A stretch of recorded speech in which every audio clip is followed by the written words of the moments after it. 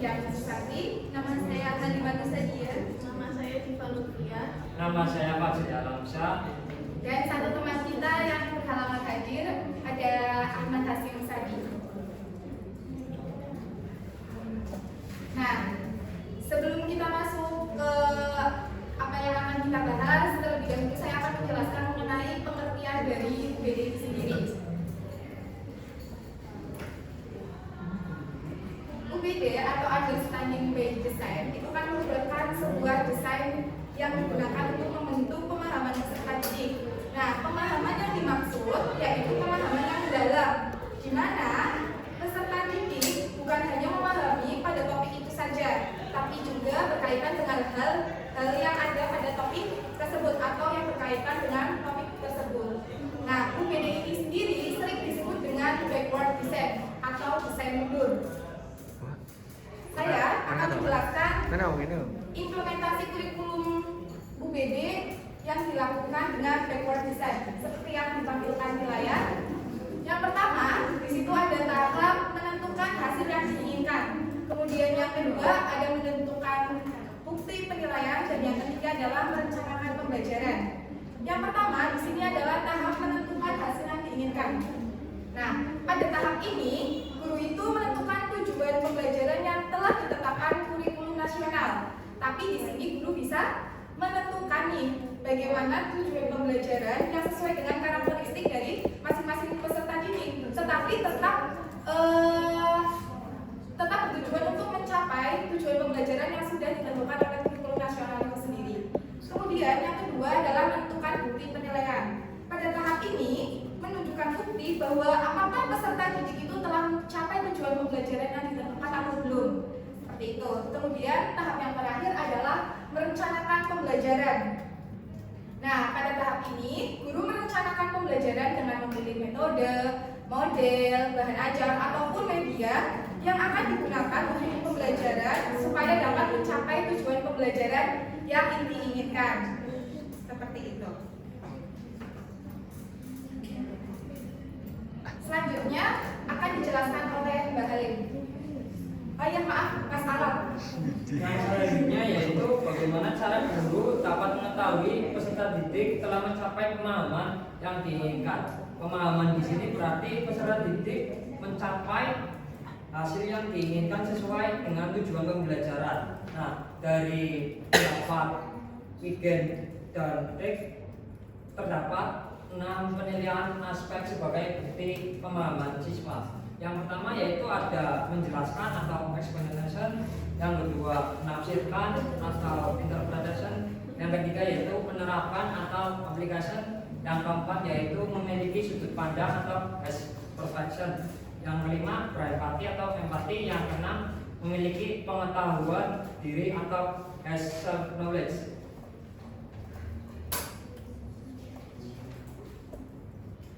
Nah, next. Jadi di sini kelompok kami itu mendapatkan poin terkait dengan menentukan bukti dari hasil penilaian. Nah, ini akan dijelaskan oleh Mbak Diva lebih lanjut. Silakan Mbak Diva. Selanjutnya kita akan berbicara mengenai pengumpulan bukti terkait hasil atau pemahaman yang ingin dicapai. Nah, pada tahap ini guru itu bisa melakukan pengumpulan bukti menggunakan 3 penilaian atau 3 asesmen. Yang pertama menggunakan asesmen formatif, yang kedua menggunakan asesmen sumatif, dan yang ketiga menggunakan refleksi. Pada asesmen formatif ini sendiri, guru itu bisa melakukan ujian berupa kuis atau tes singkat tugas harian ataupun observasi kelas. Nah, nantinya dari asesmen formatif ini guru itu bisa tahu apakah peserta didik itu sudah paham atau belum mengenai materi yang telah diajarkan. Lalu pada tahap yang kedua itu menggunakan asesmen sumatif. Ujian yang dilakukan itu bisa ujian yang mencakup seluruh materi selama 1 periode. Biasanya pada asesmen sumatif itu sendiri menggunakan asesmen yang ujian tengah semester ataupun ujian akhir semester. Yang ketiga itu ada refleksi, di mana refleksi ini merupakan refleksi diri tentang apa dan bagaimana materi telah mereka pelajari. Bisa juga refleksi ini diterapkannya menggunakan penilaian teman sejawat gitu, atau penilaian diri sendiri dari peserta didiknya. Selanjutnya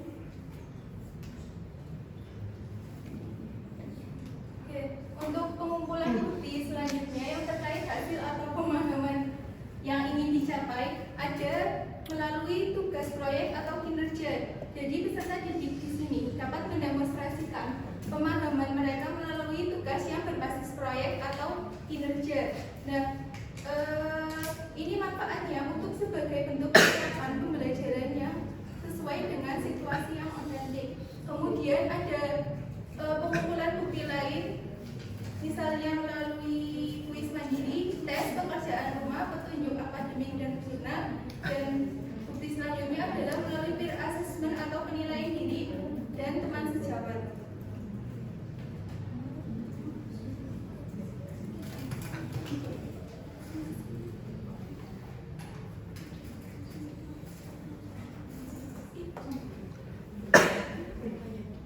Ya baik teman-teman, di sini kami akan menayangkan contoh dari bukti penilaian yang sudah kami terapkan di PPL. Ini adalah contohnya. Teman-teman bisa lihat di slide.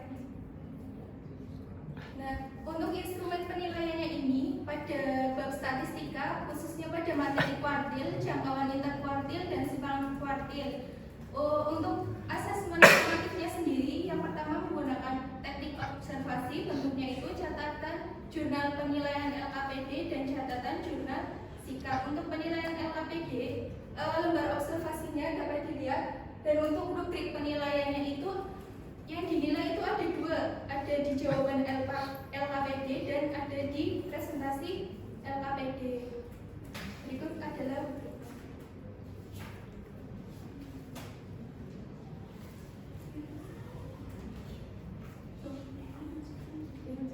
Untuk selanjutnya itu ada penilaian sikap. Untuk lembar observasinya seperti ini, yang dinilai itu diantaranya kesopanan, disiplin, kerjasama, dan tanggung jawab. Untuk rubriknya seperti ini.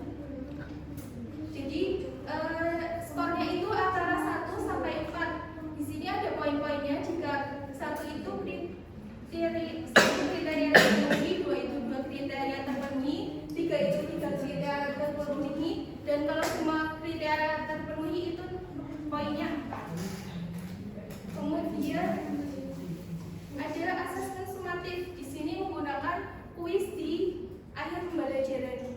Untuk soalnya ada 2, bentuknya tes tulis, tekniknya tes tulis, bentuknya soal uraian. Berikut adalah rubrik penilaian dan pedoman keskoran.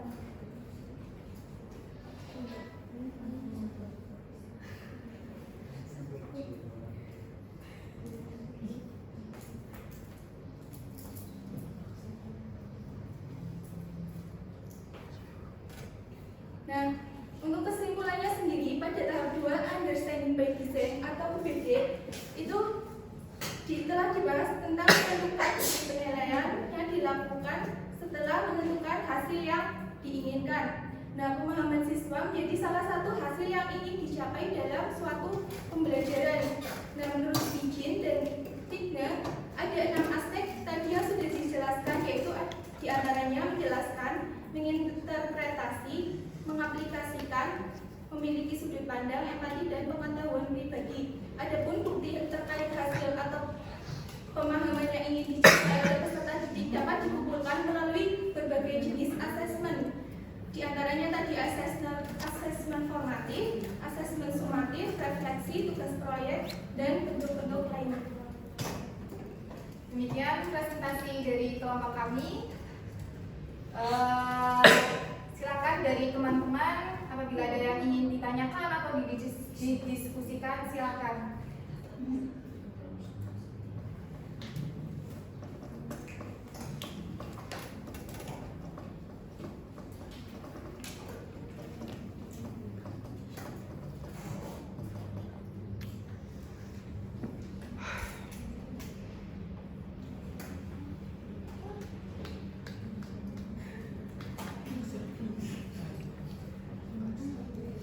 Dari PPL SMP Negeri 7 ada yang ingin ditanyakan? Belum ada. Dari SMA Negeri 1 Kramat? Belum ada. Dari SMA Negeri 9? Belum ada. Oke, baik. Dari PPL SMP Negeri 10, silakan barangkali ada yang ingin ditanyakan? Sepertinya ada. Oh, tidak ada juga. Baik, karena tidak ada pertanyaan, mungkin cukup sekian presentasi dari kelompok kami. Mohon maaf apabila ada salah kata. Lebih dan kurangnya mohon dimaafkan ya. Ya, kami akhiri. Wassalamualaikum warahmatullahi wabarakatuh. Waalaikumsalam warahmatullahi wabarakatuh.